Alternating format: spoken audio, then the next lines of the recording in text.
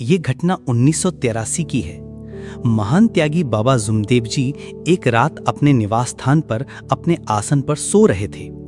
नींद में उन्हें एक सपना आया। उस सपने में उन्हें कोई व्यक्ति या वस्तु नहीं दिखाई दी, केवल बड़े बड़े अक्षर दिखाई दिए।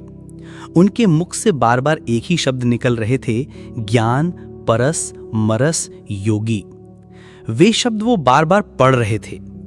इसके बाद उनकी नींद खुल गई, लेकिन जागने के बाद भी उनके मुख से वही शब्द निकल रहे थे। इसलिए बाबा ने तुरंत अपनी डायरी में उन शब्दों को लिख लिया। हालांकि वे शब्द उन्हें सपने में दिखाई दिए थे, फिर भी बाबा ने स्पष्ट किया कि वे शब्द परमेश्वर ने उनके मुख कमल से बाहर निकाले थे।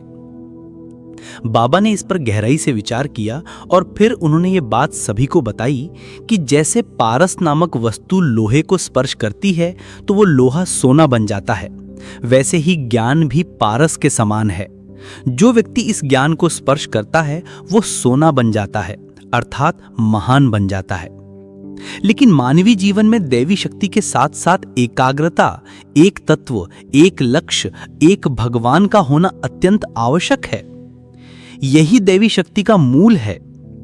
परमेश्वर को सामने रखकर बाबा ने एक वचन दिया था, मरे या जिए भगवत नाम पर। इस तत्व के अनुसार यदि कोई परमेश्वर के नाम पर मरता है तो भगवान उसके पीछे खड़ा होता है और तभी उस व्यक्ति के भीतर पारस जैसा ज्ञान रस उत्पन्न होता है। यदि वो परमेश्वर के चरणों तक नहीं पहुंचता तो वो रस उत्पन्न नहीं होता।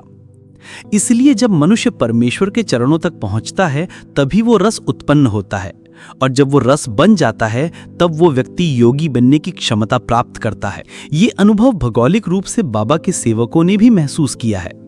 परमेश्वर के नाम पर मरने वाला व्यक्ति यदि बाबा द्वारा दिए गए तत्व, शब्द, नियमों का पालन करता है तभी वो योगी बनता है।